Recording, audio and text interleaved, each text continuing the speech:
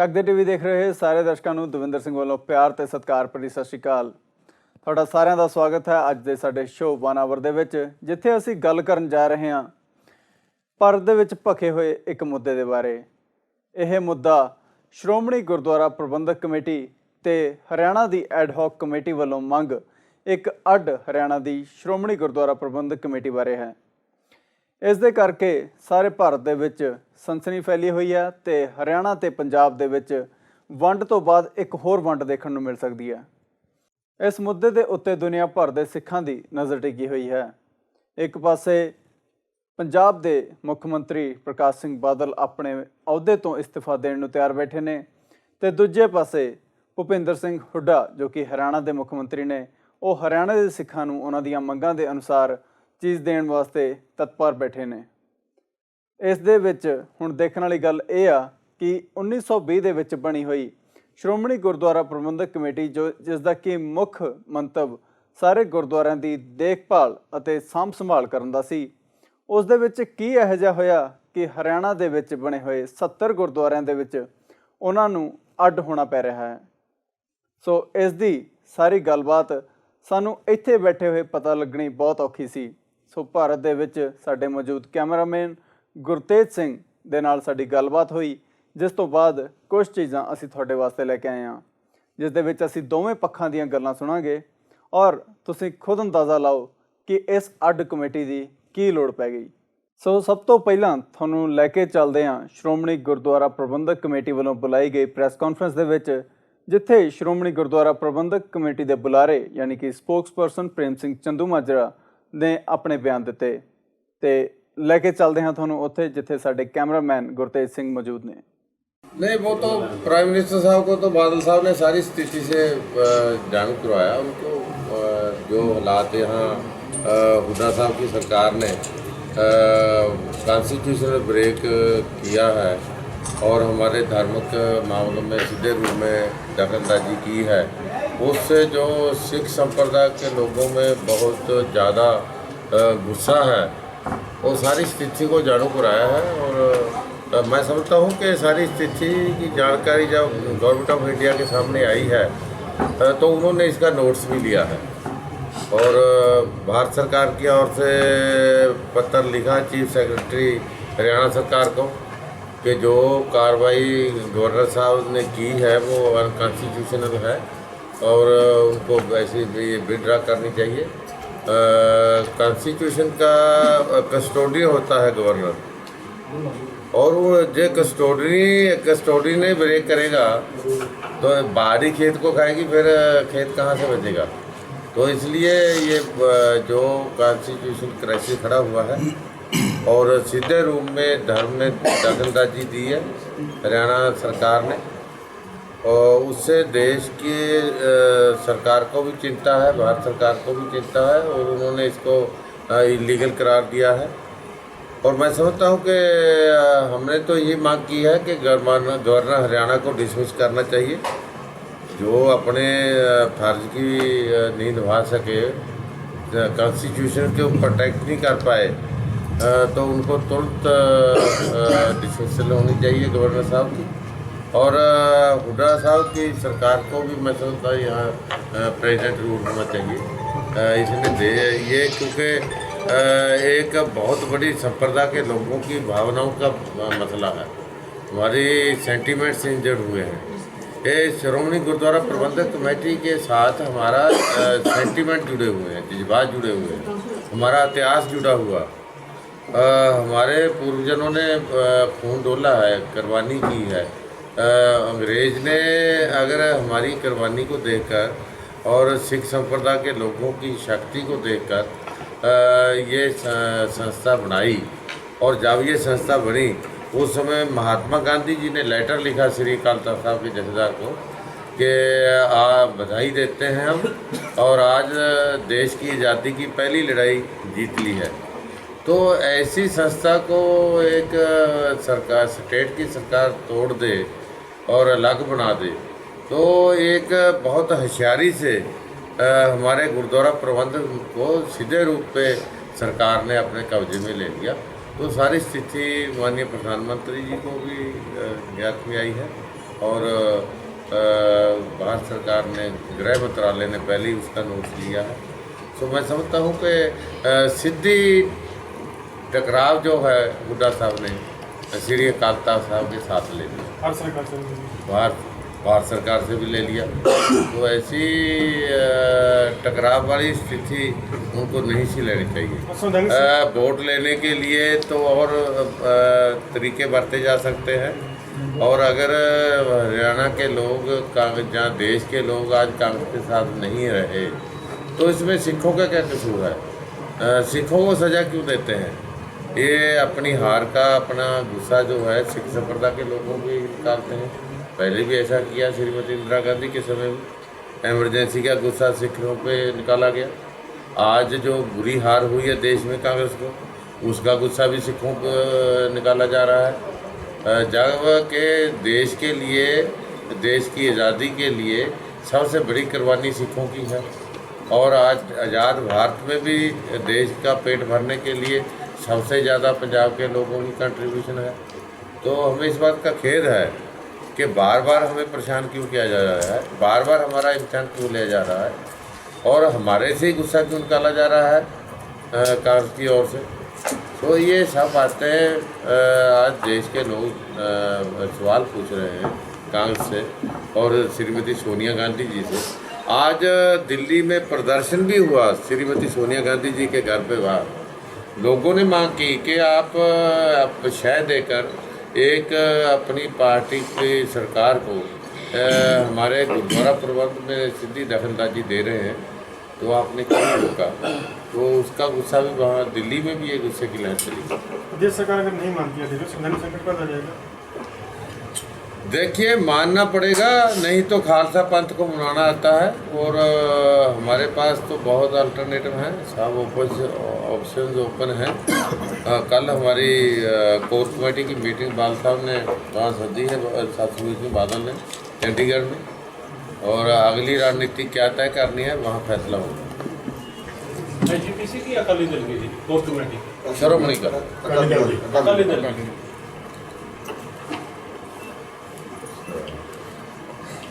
सरकार को आदेश तो मानने चाहिए भारत सरकार को आदेश तो मानने चाहिए भारत सरकार के आदेश तो मानने चाहिए। उनका जो चीफ सेक्रेटरी का प्रेस के सामने जो जवाब है वो और भी निंदनीय है, और भी एक घमंड भरा है, और उन्होंने सबक नहीं सीखा लगता।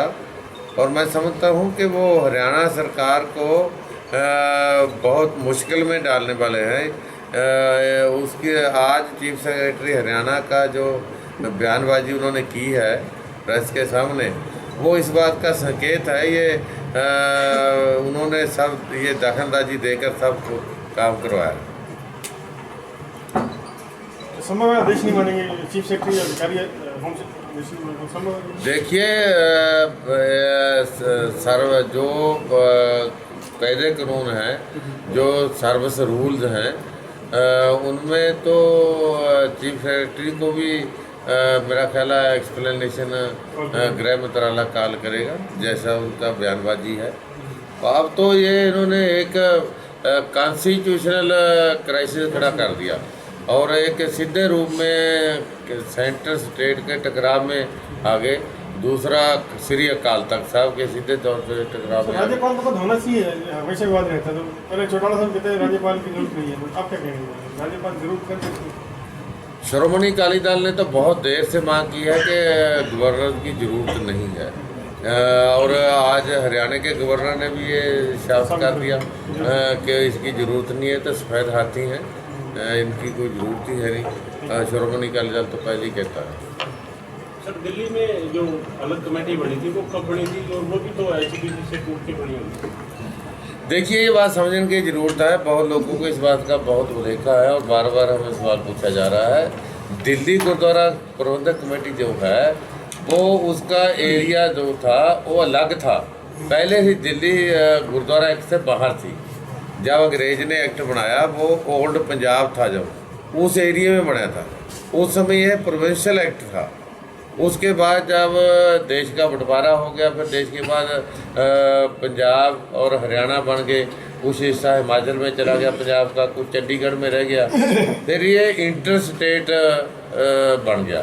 और उस समय से लेकर जब से रीऑर्गेनाइजेशन एक्ट आया पंजाब का, उस समय के बाद जो भी अमेंडमेंट्स हुई, जो भी कोई डायरेक्शन दी गई, तो यूनियन गवर्नमेंट ने दी, यूनियन गवर्नमेंट की ओर से ही अमेंडमेंट्स हुई पार्लियामेंट में। अभी अभी हाई कोर्ट ने डायरेक्शन दी है कि साझेदारी के मामले में फैसला दिया उन्होंने सीधे रूप में कि लेजिस्लेटिव थ्रू लेजिस्लेटिव इसकी अमेंडमेंट होनी चाहिए साझेदारी के मामले में। पार्लियामेंट उन्होंने बोला पार्लियामेंट इसको अमेंडमेंट करके जाए। अगर court, high court, supreme court ये मानते हैं कि पार्लियामेंट में अमेंडमेंट हो, इस एक्ट को इंटर स्टेट मानते हैं, तो हरियाणा सरकार क्यों नहीं मानती? ये तो मैं समझता हूँ कंटेम्प्ट ऑफ कोर्ट भी बन सकता है हुड्डा साहब की सरकार पे। इन्होंने उस फैसले की भी मैं समझता डिफाई किया उस फैसले को। ये भी फैसला दिया हुआ है, उस समय तक तो इस इंस्टीट्यूशन में कोई चेंज ही नहीं आ सकती जितनी देर कोई फाइनल फैसला नहीं हो सकता। कोर्ट में अभी पेंडिंग है। ये कई बातें सामने आएंगी, अब पब्लिक में भी बात जाएगी, तो इसलिए ये नवा काम शुरू करवा लिया हुड्डा साहब ने अपने आप क्योंकि। और हम अब भी जो हमारे हरियाणा के कुछ लोग उनको वहाँ उन्होंने अपने साथ जोड़ा हुआ, उनको भी हम अपील करते हैं कि वो ना श्री अकाल तख्त साहब के टकराव में आए, ना एक जो सरकार की एक कंपनी एक्ट के तहत बनाई कमेटी है जिसके फंड्स, जिसकी सैलरीज वगैरह उन्होंने सरकारी खजाने में देने की एक्ट बनाया है, तो गुरु की गोलक का पैसा जो है सरकार में के खजाने में नहीं जाने दिया जाएगा, और ना सरकारी खजाने का पैसा किसी ग्रंथी और प्रचार के लिए दिया जाता है। ये सरकार के तनख्वाही नहीं होते, जो हमारे ग्रंथी साहिबान होते हैं, हमारे प्रचारक होते हैं, वो तो संगत की श्रद्धा का जो पैसा होता है उसमें से पैसा दिया जाता है, मगर सरकार के खजाने से पैसा नहीं लिया जाता। हमने तो ये इतिहास है हमारा, सरकार ने श्री अकाल तख्त साहब की इमारत बना दी थी पैसे से 1984 में, तो सिखों ने गिरा दी, बनी बनाई इमारत को गिरा दिया, अपने पैसे से बनाया।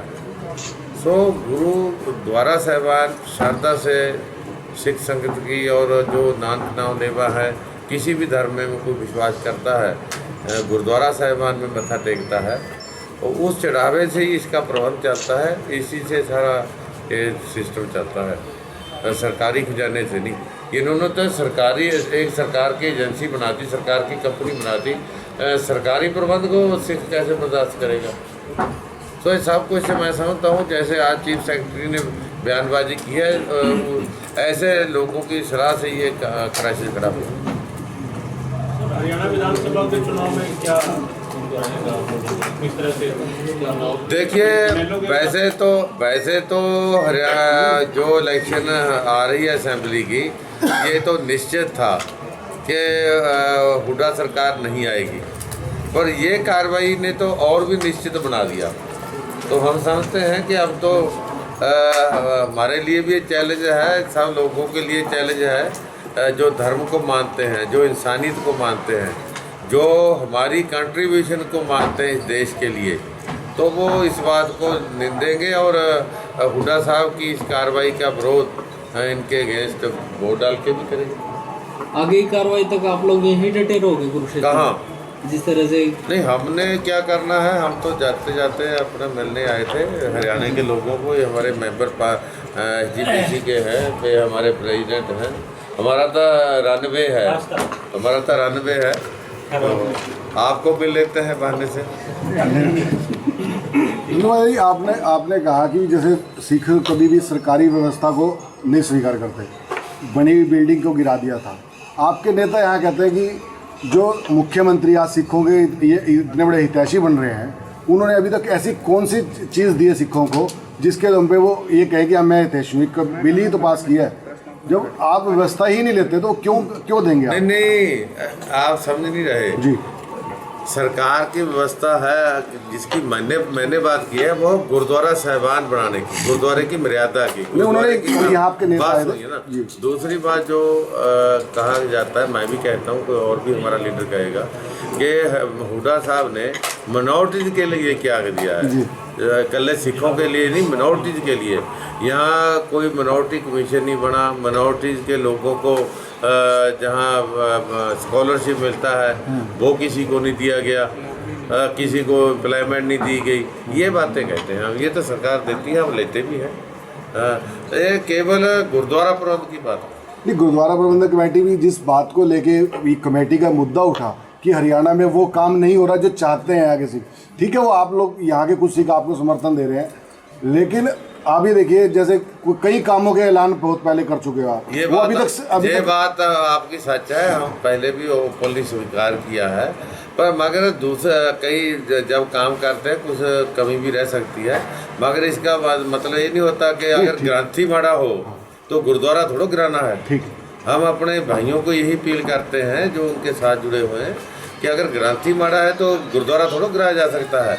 अपने परिवार में बैठकर, अपने लोग लीडरशिप से मिलकर श्री अकाल तख्त साहब से भी जा सकते थे अगर इंसाफ नहीं मिलता। तो इस प्रबंध में जो अगर कोई कमी है तो दुरुस्त की जा सकती है, उसको करने के लिए तो उनका अधिकार है, हमारा फर्ज है, वो तो बनी जा सकती है। ये नहीं है भी अलग होकर इसको तोड़ दिया जाए। हमारा जो विरोध है इसमें है इसको तोड़ने का, इसके अलग करने का। हाँ जी, हाँ देखिए, हमारा इतने बड़ी इमारत बना दी हमने, 18 करोड़ रुपया लगा दिया। मीरी पीरी गुरु हरगोबिंद साहब जो मेडिकल कॉलेज है शाहबाद में, अभी तक एनओसी नहीं देने में आ रहे। 27 लाख रुपया पर मंथ हमारा खर्चा हो रहा है ओपीडी का। तो ये वो कल्ले सिखों के लिए तो दवाई नहीं दी जाती, वहाँ तो हरियाणा का कोई भाई आ सकता है, कोई धर्म का भेदभाव नहीं होता वहाँ। हमारे स्कूल हैं, कॉलेजेस हैं, उनमें कोई किसी ऐसा नहीं है भी सिखी लड़के पढ़ते हैं, और एम्प्लॉयमेंट भी सब धर्म के लोगों को मिलती है, मेरिट पे दाखिले होते हैं, मेरिट पे एम्प्लॉयमेंट दी जाती है। हरियाणा में भी स्कूल है, हरियाणा में भी कॉलेज बना रहे थे। उनका जो हम कहते हैं यही कहते हैं कि हुड्डा साहब को अगर सिखों का दर्द है तो वो मेडिकल कॉलेज का एनओसी दे देते, हमारे बच्चों को स्कॉलरशिप लगा देते जिनके रोके हुए हैं, हमारे लोगों को एम्प्लॉयमेंट दे देते। एसजीपीसी ने 8 साल पहले कुरुक्षेत्र में स्कूल बनने की घोषणा करी थी, आज तक वो स्कूल का कहीं ईंट भी नहीं लगी। एनओसी नहीं है ना जी, मेरी बीरी को मिलेगा तभी लेगा, बनाएंगे कहाँ से उसको? और पट्टादारा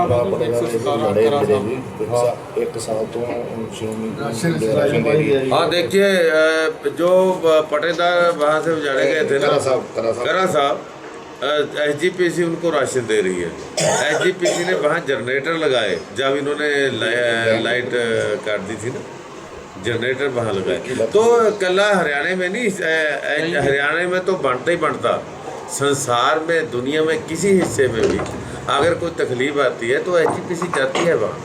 पीछे एक बार दुबई में ऐसा हो गया था, कहीं भी हो, कितना लंगर लाया, श्रोमणी कमेटी वहाँ जाती है। तो हम इसीलिए कहते हैं कि श्रोमणी कमेटी केवल पंजाब या हरियाणा तक सीमित नहीं, श्रोमणी कमेटी तो संसार भर के सिखों की एक नुमाइंदगी करती है। ये केवल गुरुद्वारा प्रबंध नहीं संभालती, ये जो सिखों की मर्यादा है, सिखी की जो मान्यताएं हैं उनको भी प्रोटेक्ट करती है।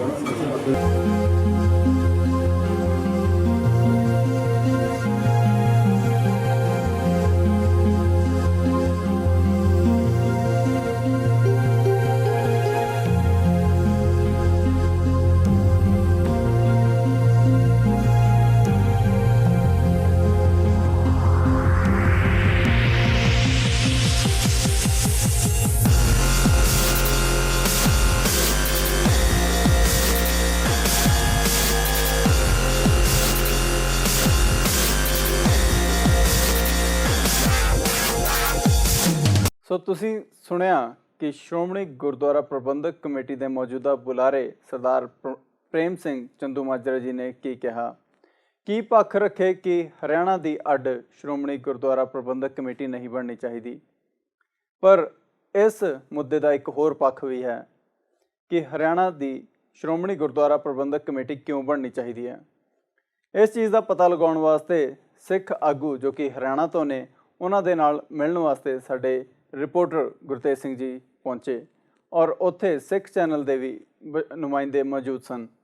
ਸੋ ਉੱਥੇ ਲੈ ਕੇ ਚੱਲਦੇ ਹਾਂ ਤਾਂ ਇੱਕ ਹੋਰ ਪੱਖ ਜੋ ਕਿ ਬਹੁਤ ਜ਼ਿਆਦਾ ਮਹੱਤਵਪੂਰਨ ਹੈ, ਤੁਹਾਨੂੰ ਉਹ ਵੀ ਸੁਣਾਉਂਦੇ ਹਾਂ ਤੇ ਦਿਖਾਉਂਦੇ ਹਾਂ। ਮੈਂ ਪਹਿਲਾਂ ਤਾਂ ਸਾਰੀ ਦੁਨੀਆ ਭਰ ਦੇ ਸਿੱਖਾਂ ਨੂੰ ਫਤਿਹ ਦੀ ਸਾਂਝ ਪਾਉਂਦਾ ਹੋਇਆ ਫਤਿਹ ਬੁਲਾਂਗਾ। ਵਾਹਿਗੁਰੂ ਜੀ ਕਾ ਖਾਲਸਾ, ਵਾਹਿਗੁਰੂ ਜੀ ਕੀ ਫਤਿਹ।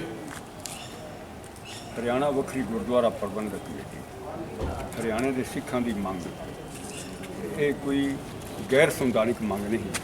ਪਹਿਲਾਂ ਮੈਂ ਦੁਨੀਆ ਭਰ ਦੇ ਸਿੱਖਾਂ ਨੂੰ ਕਲੀਅਰ ਕਰ ਦਿਆਂ, ਇਹ ਸਾਡੀ ਇੱਕ ਸੰਵਿਧਾਨਿਕ ਮੰਗ ਹੈ, ਕਾਨੂੰਨੀ ਮੰਗ ਹੈ। ਤੇ ਉਦੋਂ ਦੀ ਇਹ ਮੰਗ ਕਾਨੂੰਨੀ ਬਣੀ ਜਦੋਂ ਹਰਿਆਣਾ ਤੇ ਪੰਜਾਬ ਵੱਖਰੇ ਹੋਏ। ਜੋ ਐਕਟ ਰੀਆਰਗੇਨਾਈਜੇਸ਼ਨ ਐਕਟ 1966 ਬਣਿਆ, ਉਹਦੇ ਵਿੱਚ ਕਾਲਮ 72 ਸੈਕਸ਼ਨ 72 ਦੇ ਵਿੱਚ ਇਹ ਕਲੀਅਰ ਕੀਤਾ ਗਿਆ ਕਿ ਜਦੋਂ ਹਰਿਆਣਾ ਵੱਖਰੀ ਸਟੇਟ ਬਣੇਗੀ ਉਸ ਵਕਤ ਹਰਿਆਣਾ ਦੇ ਗੁਰਦੁਆਰਿਆਂ ਦਾ ਪ੍ਰਬੰਧ ਹਰਿਆਣੇ ਦੇ ਸਿੱਖ ਸੰਭਾਲਣਗੇ। ਇਹ 2000 ਤੱਕ ਹਰਿਆਣੇ ਦੇ ਸਿੱਖਾਂ ਨੇ ਪੰਜਾਬ ਦੇ ਆਪਣੇ ਵੱਡੇ ਭਰਾ ਵੱਲ ਨਿਗਾਹ ਲਗਾ ਕੇ ਰੱਖੀ, ਪਰ ਪੰਜਾਬ ਦੇ ਵੱਡੇ ਭਰਾ ਨੇ ਅਤੇ ਸ਼੍ਰੋਮਣੀ ਗੁਰਦੁਆਰਾ ਪ੍ਰਬੰਧਕ ਕਮੇਟੀ ਨੇ 1966 ਤੋਂ ਲੈ ਕੇ ਸਨ 2000 ਤੱਕ ਜਦੋਂ ਹਰਿਆਣੇ ਦੇ ਸਿੱਖਾਂ ਵੱਲ ਬਿਲਕੁਲ ਧਿਆਨ ਦੇਣਾ ਛੱਡ ਦਿੱਤਾ। ਨਾ ਇੱਥੇ ਕੋਈ ਸਕੂਲ ਬਣਾਏ ਗਏ, ਨਾ ਕਾਲਜ ਬਣਾਏ ਗਏ। ਜੋ ਸੇਵਾਦਾਰ ਗੁਰੂ ਘਰਾਂ ਦੇ ਵਿੱਚ ਲਗਾਏ ਗਏ ਉਹ ਵੀ ਸਾਰੇ ਪੰਜਾਬ ਦੇ ਸਨ। ਜੋ ਗੁਰੂ ਘਰ ਦੀਆਂ ਗੋਲਕਾਂ ਦਾ ਜੋ ਆਮਦਨ ਸੀ, ਗੋਲਕ ਦਾ ਚੜਾਵਾ ਸੀ, ਉਹ ਵੀ ਸਾਰਾ ਪੰਜਾਬ ਵਿੱਚ ਲਿਜਾਂਦੇ ਅਤੇ ਪੰਜਾਬ ਵਿੱਚ ਲਿਜਾ ਕੇ ਆਪਣੇ ਰਾਜਨੀਤਿਕ ਹਿੱਤਾਂ ਵਾਸਤੇ ਉਹ ਖਰਚ ਕੀਤਾ ਜਾਂਦਾ। ਜਦੋਂ 1991 ਦੇ ਵਿੱਚ ਚੌੜਾ ਸਾਹਿਬ ਨੇ ਇੱਕ ਮੈਡੀਕਲ ਕਾਲਜ ਦੀ ਨੀਂਹ ਰੱਖੀ, ਉਸ ਵਾਸਤੇ ਹਰਿਆਣਾ ਦੇ ਸਿੱਖਾਂ ਨੇ 10 ਸਾਲ ਬੀਤ ਜਾਣ ਤੋਂ ਬਾਅਦ ਸ਼੍ਰੋਮਣੀ ਗੁਰਦੁਆਰਾ ਪ੍ਰਬੰਧਕ ਕਮੇਟੀ ਕੋਲੋਂ ਮੰਗ ਕੀਤੀ ਕਿ ਸਾਡੇ ਇਸ ਕਾਲਜ ਨੂੰ ਚਲਾਉਣ ਵਾਸਤੇ, ਬਣਾਉਣ ਵਾਸਤੇ ਤੁਸੀਂ ਇੱਥੇ ਫੰਡ ਭੇਜੋ। ਪਰ ਸ਼੍ਰੋਮਣੀ ਗੁਰਦੁਆਰਾ ਪ੍ਰਬੰਧਕ ਕਮੇਟੀ ਦੇ ਵਿੱਚ ਉਸ ਟਾਈਮ ਇਸ ਮੰਗ ਨੂੰ ਨਕਾਰਿਆ ਗਿਆ ਕਿ ਉਹਨਾਂ ਕਿਹਾ ਕਿ ਹਰਿਆਣੇ ਵਾਸਤੇ ਸਾਡੇ ਕੋਲ 1 ਰੁਪਈਆ ਵੀ ਖਰਚਣ ਨੂੰ ਨਹੀਂ, ਕਿਉਂਕਿ ਹਰਿਆਣੇ ਵਿੱਚ ਗੁਰੂ ਘਰਾਂ ਦੀ ਆਮਦਨ ਹੀ ਨਹੀਂ ਹੁੰਦੀ।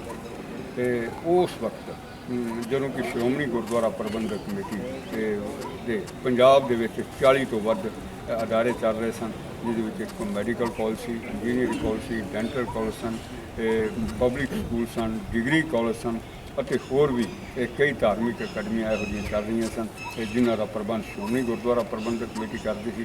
ਪਰ ਹਰਿਆਣੇ ਵਿੱਚ ਕੋਈ ਵੀ ਇੱਕ ਇਹੋ ਜਿਹਾ ਕਾਲਜ ਨਹੀਂ ਸੀ। ਕੇਵਲ ਤੇ ਕੇਵਲ ਇੱਕ ਪੰਜੋਖਰਾ ਸਾਹਿਬ ਕਾਲਜ ਸੀ, ਜੋ ਉਹ ਵੀ 1996 ਵਿੱਚ ਬੰਦ ਕਰ ਦਿੱਤਾ ਗਿਆ। ਇਸ ਰੋਸ ਵਜੋਂ ਹਰਿਆਣੇ ਦੇ ਸਿੱਖਾਂ ਨੇ ਇਕੱਠਿਆਂ ਹੋ ਕੇ ਇਸ ਗੱਲ ਨੂੰ ਸੋਚਿਆ ਕਿ ਅਸੀਂ ਹਰਿਆਣੇ ਦੀ ਵੱਖਰੀ ਗੁਰਦੁਆਰਾ ਪ੍ਰਬੰਧਕ ਕਮੇਟੀ ਬਣਾਉਣ ਤੋਂ ਬਿਨਾਂ ਹਰਿਆਣੇ ਦੇ ਭਲਾ ਨਹੀਂ ਹੋ ਸਕਦਾ। ਤੇ ਇਹ ਕਾਨੂੰਨ ਜਦੋਂ ਵੇਖਿਆ ਗਿਆ ਤੇ ਕਾਨੂੰਨ ਵਿੱਚ ਇਹ ਗੱਲ ਦਰਜ ਸੀ ਕਿ ਹਰਿਆਣੇ ਦੇ ਸਿੱਖ ਹਰਿਆਣੇ ਦੇ ਗੁਰਦੁਆਰਿਆਂ ਦਾ ਪ੍ਰਬੰਧ ਖੁਦ ਕਰ ਸਕਦੇ ਸਨ। ਅਸੀਂ ਫਿਰ ਆਪਣੀ ਸਾਰੀ ਸੰਗਤ ਵਿੱਚ ਜਾ ਕੇ ਇਸ ਗੱਲ ਦੀਆਂ ਮੀਟਿੰਗਾਂ ਲੈ ਕੇ ਪ੍ਰਚਾਰ ਕੀਤਾ। ਤੇ ਜਦੋਂ ਅਸੀਂ ਬੁੱਧੀਜੀਵੀਆਂ ਨੂੰ ਮਿਲੇ, ਹੋਰ ਰਾਜਨੀਤਿਕ ਲੋਕਾਂ ਨੂੰ ਮਿਲੇ, ਤੇ ਉਹਨਾਂ ਇੱਕੋ ਇੱਕ ਗੱਲ ਕਹੀ ਕਿ ਸ਼੍ਰੋਮਣੀ ਗੁਰਦੁਆਰਾ ਪ੍ਰਬੰਧਕ ਕਮੇਟੀ ਦੇ ਵਿੱਚ ਤੁਹਾਡੀ ਆਵਾਜ਼ ਤਾਂ ਬੁਲੰਦ ਹੋ ਸਕਦੀ ਹੈ ਜੇ ਤੁਸੀਂ ਸ਼੍ਰੋਮਣੀ ਗੁਰਦੁਆਰਾ ਪ੍ਰਬੰਧਕ ਕਮੇਟੀ ਦਾ ਇਲੈਕਸ਼ਨ ਲੜੋ। 2004 ਦੇ ਵਿੱਚ ਇਲੈਕਸ਼ਨ ਹੋਇਆ ਤੇ ਹਰਿਆਣਾ ਗੁਰਦੁਆਰਾ ਪ੍ਰਬੰਧਕ ਕਮੇਟੀ ਦੇ ਬੈਨਰ ਦੇ ਹੇਠ ਇਲੈਕਸ਼ਨ ਲੜਿਆ ਗਿਆ, ਜਿਹਦੇ ਵਿੱਚ ਇੱਕ ਪਾਸੇ 11 ਸੀਟਾਂ ਦੇ ਵਿੱਚੋਂ ਬਾਦਲ ਸਾਹਿਬ ਨੂੰ ਕੇਵਲ 4 ਸੀਟਾਂ ਮਿਲੀਆਂ ਤੇ 60 ਸੀਟਾਂ ਹਰਿਆਣਾ ਸਿੱਖ ਗੁਰਦੁਆਰਾ ਪ੍ਰਬੰਧਕ ਕਮੇਟੀ ਨੇ ਵੱਡੀ ਜਿੱਤ ਪ੍ਰਾਪਤ ਕਰਕੇ ਤੇ ਹਰਿਆਣੇ ਦੇ ਸਿੱਖਾਂ ਦੀ ਜੋ ਭਾਵਨਾ ਸੀ ਉਹ ਵੋਟ ਰਾਹੀਂ ਸਾਰੀ ਦੁਨੀਆ ਵਿੱਚ ਜ਼ਾਹਿਰ ਕਰ ਦਿੱਤੀ ਗਈ। ਉਸ ਤੋਂ ਬਾਅਦ ਇਸ ਮੁਹਿੰਮ ਨੂੰ ਤੋਰਦਿਆਂ ਹੋਇਆਂ ਕਾਂਗਰਸ ਪਾਰਟੀ ਨੂੰ ਦੇਖਦਿਆਂ ਹੋਇਆਂ ਕਿ ਇੱਕ ਬਹੁਤ ਵੱਡਾ ਧੜਾ ਜੋ ਹੈ ਹਰਿਆਣੇ ਦੇ ਸਿੱਖਾਂ ਦੇ ਵਿੱਚ ਇੱਕ ਖੜਾ ਹੋ ਗਿਆ ਹੈ, ਤੇ ਉਸ ਨੂੰ ਵੇਖਦੇ ਹੋਇਆਂ ਕਾਂਗਰਸ ਪਾਰਟੀ ਨੇ ਆਪਣੇ ਪਹਿਲੇ ਚੁਣਾਵੀ ਮੈਨੀਫੈਸਟੋ ਦੇ ਵਿੱਚ ਇਹ ਲਿਖ ਦਿੱਤਾ ਕਿ ਜੇ ਹਰਿਆਣੇ ਦੇ ਵਿੱਚ ਕਾਂਗਰਸ ਦੀ ਸਰਕਾਰ ਆਉਂਦੀ ਹੈ ਤੇ ਹਰਿਆਣੇ ਦੀ ਗੁਰਦੁਆਰਾ ਪ੍ਰਬੰਧਕ ਕਮੇਟੀ ਜੋ ਹੈ ਉਹਨੂੰ ਬਣਾ ਦਿੱਤਾ ਜਾਵੇਗਾ। ਉਹ 2005 ਦੇ ਵਿੱਚ ਇਹ ਤੈਅ ਹੋਇਆ ਕਿ ਹਰਿਆਣਾ ਦੇ ਵਿੱਚ ਕਾਂਗਰਸ ਪਾਰਟੀ ਦੀ ਸਰਕਾਰ ਬਣੀ। ਪਹਿਲੇ ਮਹੀਨੇ ਦੇ ਅੰਦਰ ਅੰਦਰ ਹੀ ਇਹਦਾ ਡਰਾਫਟਿੰਗ ਤਿਆਰ ਹੋ ਗਿਆ, ਪਰ ਉਸ ਕਮੇਟੀ ਬਣਾਉਣ ਦੀ ਜਗ੍ਹਾ ਹਰਿਆਣਾ ਸਰਕਾਰ ਨੇ ਕਿਸੇ ਰਾਜਨੀਤਿਕ ਦਬਾਅ ਉਠਾ ਕੇ ਇਸ ਕਮੇਟੀ ਨੂੰ ਲਟਕਾ ਦਿੱਤਾ ਗਿਆ। ਇੱਕ ਚੱਠਾ ਕਮੇਟੀ ਮੁਕਤ ਕਰ ਦਿੱਤੀ ਗਈ।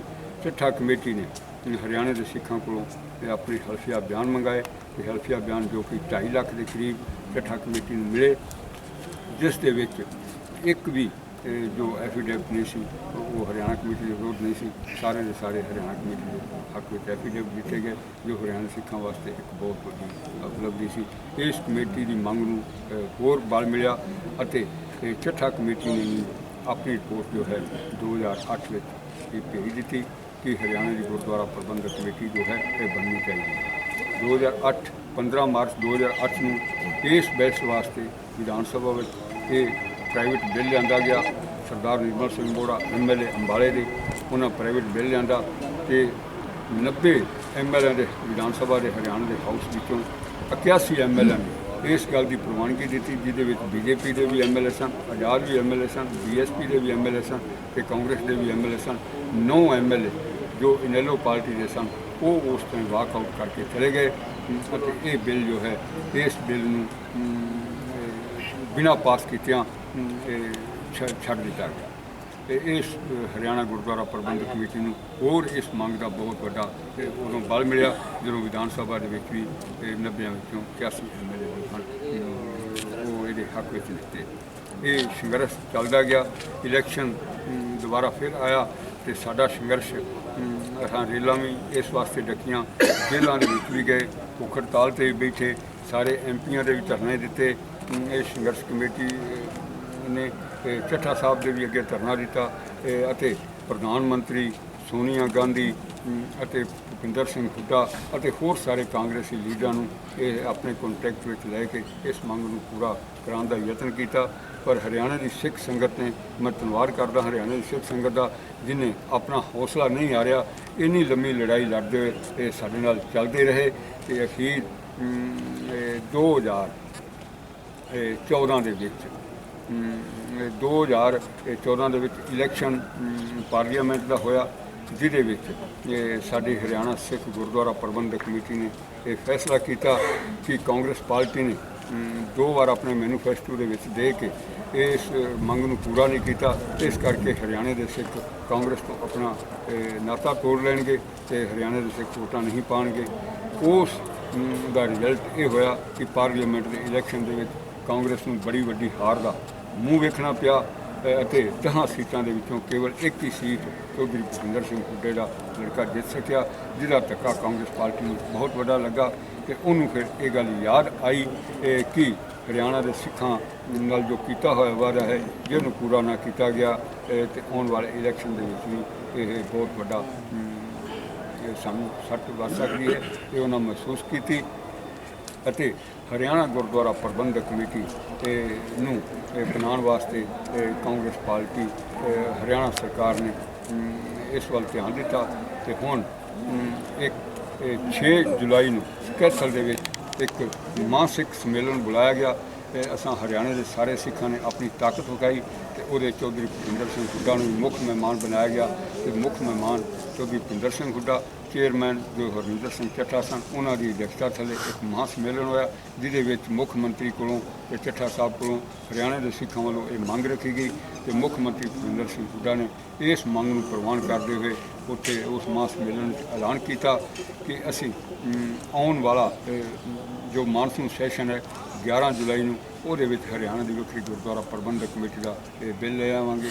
ਉਹ 11 ਜੁਲਾਈ ਨੂੰ ਮੁੱਖ ਮੰਤਰੀ ਅਤੇ ਹਰਿਆਣਾ ਸਰਕਾਰ ਨੇ ਉਹਦੇ ਵਿੱਚ ਬਿੱਲ ਲਿਆ ਕੇ ਹਰਿਆਣਾ ਦੀ ਵੱਖਰੀ ਗੁਰਦੁਆਰਾ ਪ੍ਰਬੰਧਕ ਕਮੇਟੀ ਦਾ ਪ੍ਰਸਤਾਵ ਪਾਸ ਕਰ ਦਿੱਤਾ ਤੇ ਹੁਣ ਹਰਿਆਣਾ ਗੁਰਦੁਆਰਾ ਪ੍ਰਬੰਧਕ ਕਮੇਟੀ ਦਾ ਗਵਰਨਰ ਸਾਹਿਬ ਦੇ ਸਾਈਨ ਹੋਣ ਤੋਂ ਬਾਅਦ ਗਜ਼ਟ ਨੋਟੀਫਿਕੇਸ਼ਨ ਕੱਲ੍ਹ ਹੋ ਚੁੱਕਾ ਹੈ।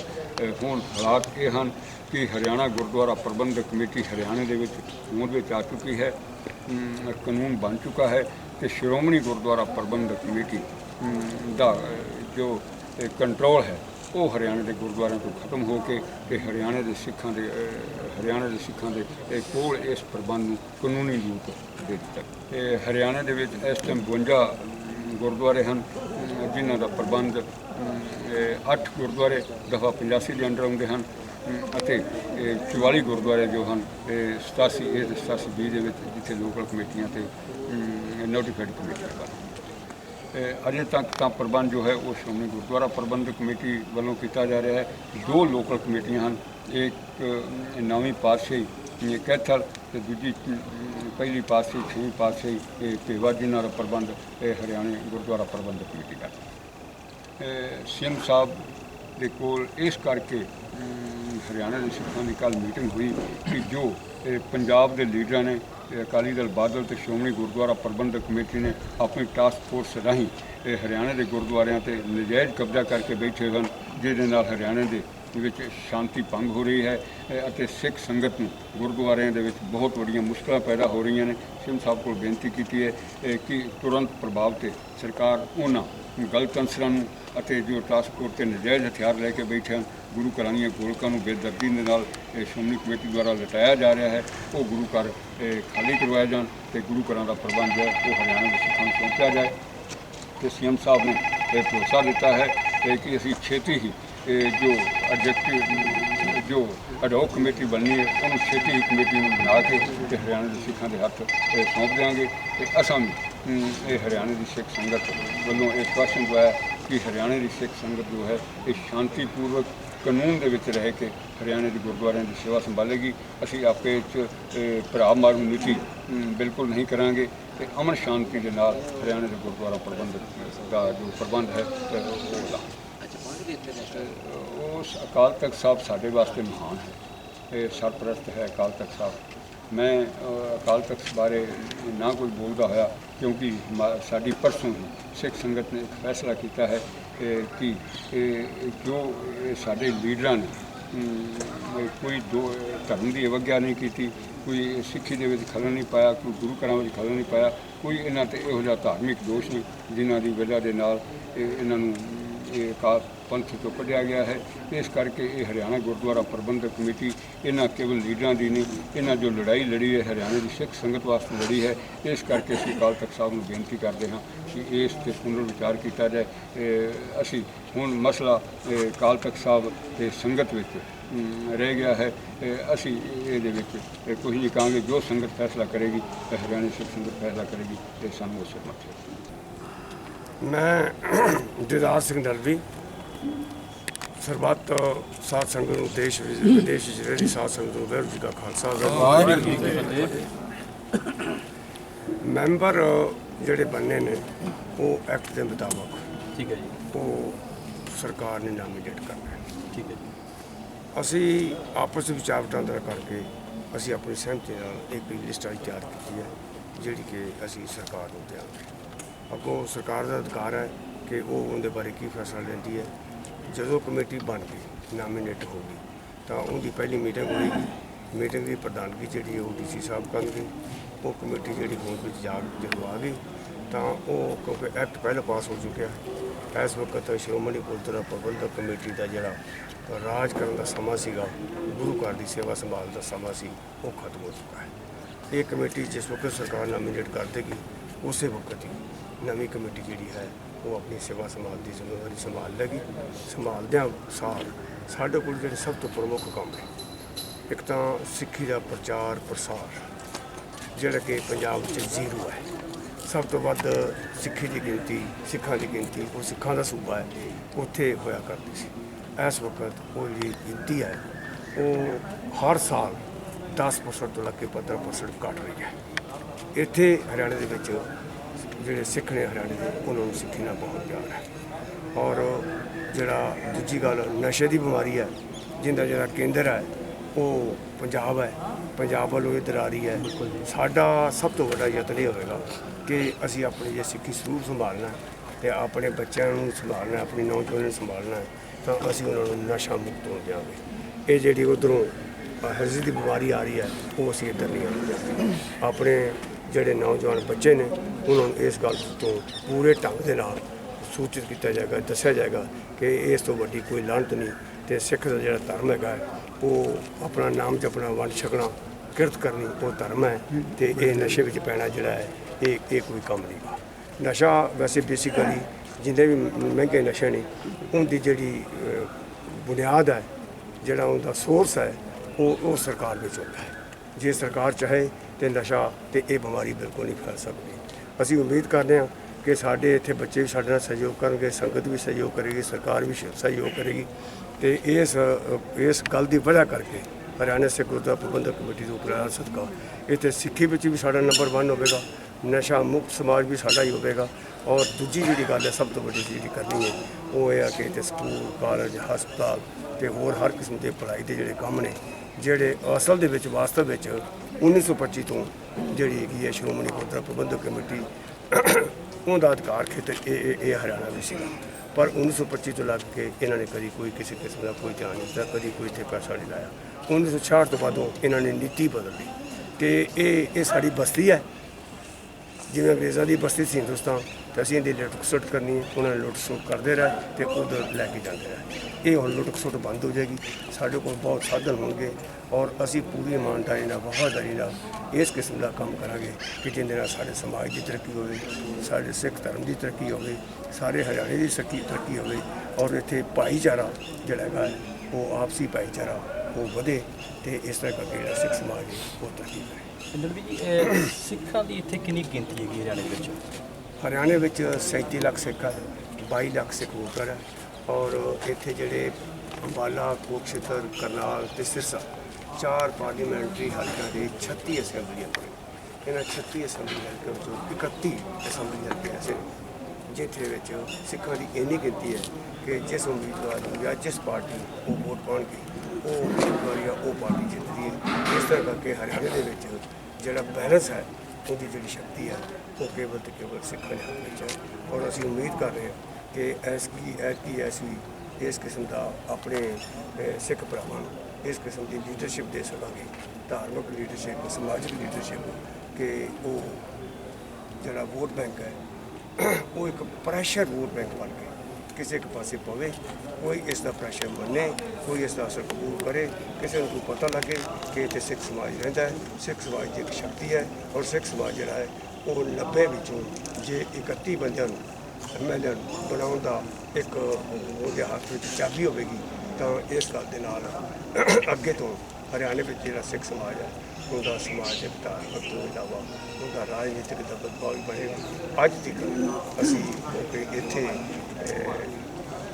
ਸ਼੍ਰੋਮਣੀ ਅਕਾਲੀ ਦਲ ਤੇ ਸ਼੍ਰੋਮਣੀ ਗੁਰਦੁਆਰਾ ਪ੍ਰਬੰਧਕ ਕਮੇਟੀ ਉਹਦੇ ਅਧੀਨ ਅਸੀਂ ਗੁਲਾਮ ਰਹੇ, ਉਹ ਆਪਣੀ ਬਸਤੀ ਸੁਣਦੇ ਸਨ।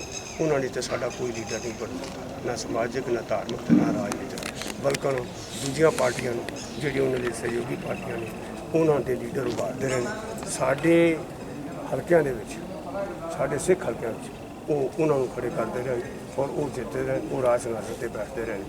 ਅੱਜ ਜਦੋਂ ਅਸੈਂਬਲੀ 'ਚ ਇਸ ਗੱਲ 'ਤੇ ਬਹਿਸ ਹੋਈ ਤੇ ਉਹਨਾਂ ਲੀਡਰਾਂ ਨੇ ਜਿਹੜੇ ਅੱਜ ਤੱਕ ਰਾਜ ਸਿੰਘਾਸਨ 'ਤੇ ਬੈਠੇ ਰਹੇ ਨੇ, ਉਹਨਾਂ ਦਾ ਟਾਈਮ ਆਇਆ ਸੀਗਾ ਸਾਨੂੰ ਕਰਜ਼ ਦੇਣ ਦਾ, ਤਾਂ ਉਹਨਾਂ ਨੇ ਸਾਨੂੰ ਕਰਜ਼ ਦੇਣ ਦੀ ਬਜਾਏ ਆਪਣਾ ਅਹਿਸਾਨ ਸਾਡਾ ਮੰਨ ਕੇ ਸਾਡੇ ਹੱਕ ਵਿੱਚ ਵੋਟ ਪਾਉਣ ਦੀ ਬਜਾਏ ਉਹਨਾਂ ਨੇ ਸਾਡੇ ਵਿਰੋਧ ਵਿੱਚ ਵੋਟ ਪਾਇਆ ਔਰ ਇਸ ਗੱਲ ਦਾ ਸਾਰੇ ਸਿੱਖ ਸਮਾਜ ਨੂੰ ਬਹੁਤ ਦੁੱਖ ਹੈ ਤੇ ਇਸ ਗੱਲ ਨੇ ਇਹਨਾਂ ਨੂੰ ਸੁੱਤਿਆ ਪਿਆ ਨੂੰ ਵੀ ਜਗਾਇਆ ਔਰ ਉਹਨਾਂ ਨੂੰ ਇਸ ਗੱਲ ਦਾ ਅਹਿਸਾਸ ਹੋਇਆ ਕਿ ਵੋਟ ਕੀ ਹੁੰਦਾ ਤੇ ਵੋਟ ਦੀ ਕੀਮਤ ਕੀ ਹੁੰਦੀ ਹੈ। ਅੱਜ ਕੱਲ੍ਹ ਜਿਹੜਾ ਰਾਜ ਸ਼ਕਤੀ ਹੈ ਉਹ ਵੋਟ ਦੀ ਮਸ਼ੀਨ ਵਿੱਚੋਂ ਨਿਕਲਦੀ ਹੈ ਤੇ ਅਸੀਂ ਉਮੀਦ ਕਰ ਰਹੇ ਹਾਂ ਕਿ ਆਉਣ ਵਾਲੇ ਸਮੇਂ ਵਿੱਚ ਅਸੀਂ ਹਰਿਆਣੇ ਵਿੱਚ ਕੋਈ ਬਹੁਤ ਅੱਛਾ ਯੋਗਦਾਨ ਕਰ ਸਕਾਂਗੇ।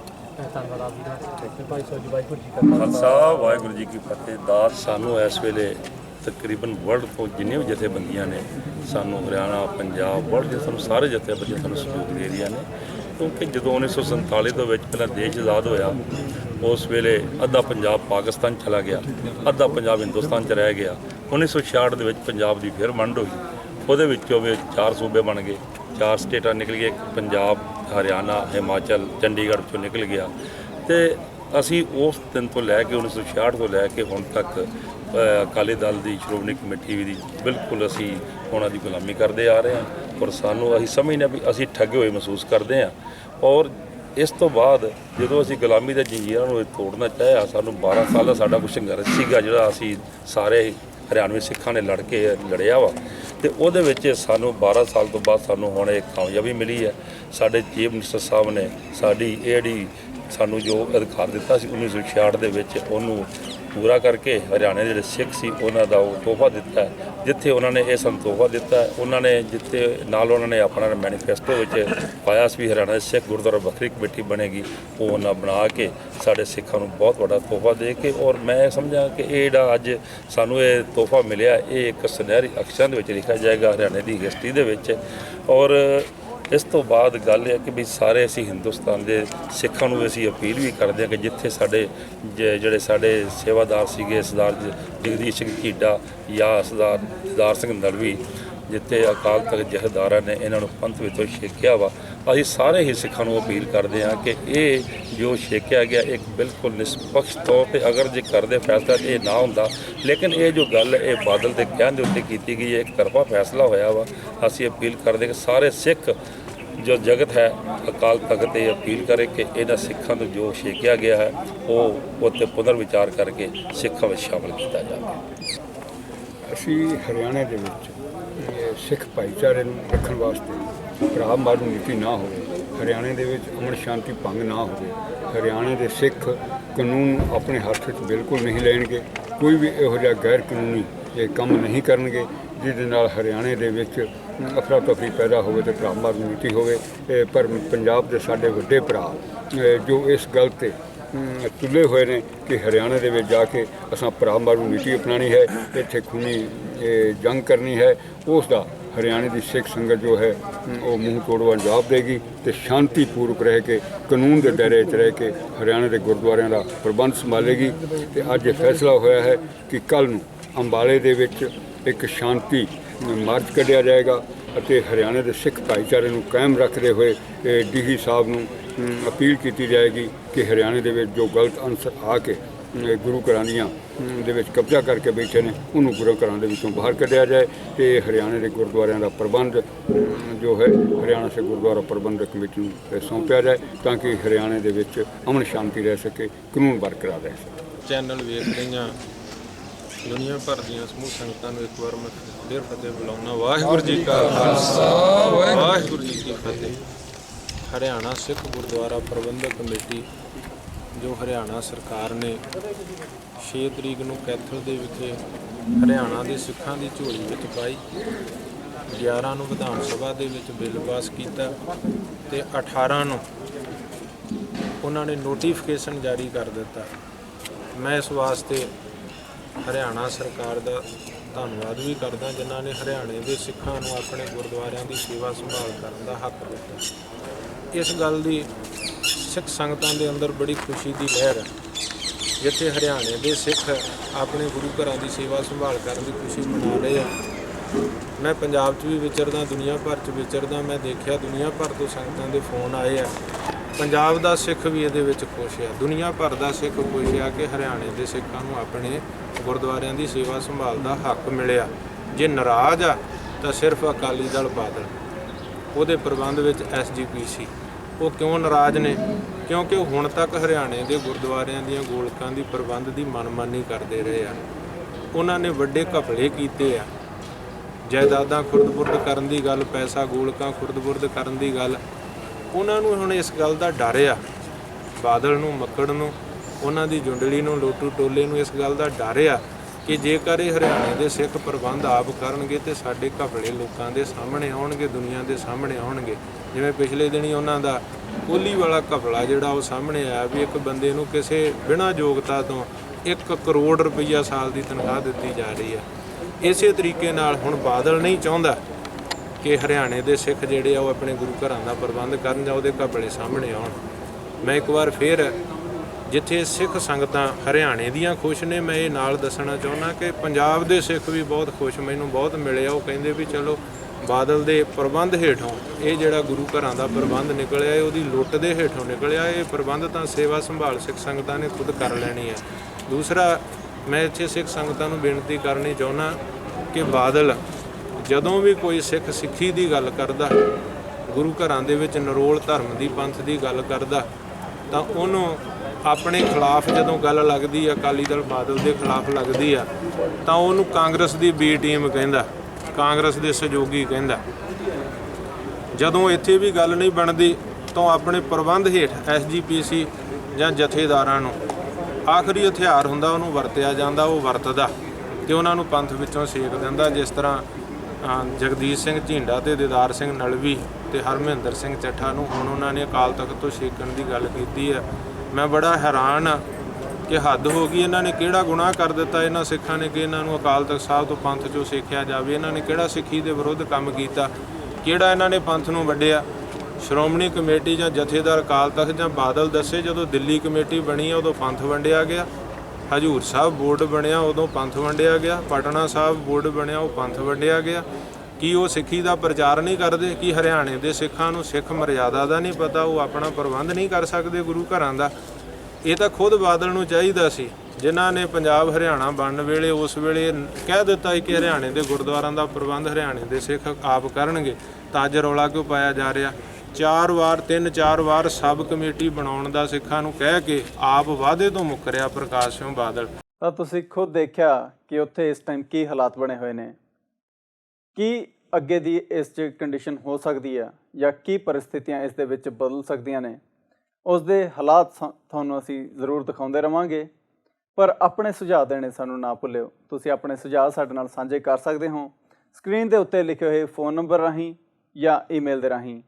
ਪਰ ਇਸ ਦੇ ਨਾਲ ਹੀ ਸਾਨੂੰ ਹੁਣ ਇਜਾਜ਼ਤ ਲੈਣੀ ਪਵੇਗੀ ਔਰ ਕੱਲ੍ਹ ਇਸੇ ਵੇਲੇ ਤੁਹਾਨੂੰ ਆ ਕੇ ਫਿਰ ਮਿਲਾਂਗੇ ਕਿਸੇ ਨਵੇਂ ਪੱਖ ਦੇ ਮਸਲੇ ਦੇ ਨਾਲ।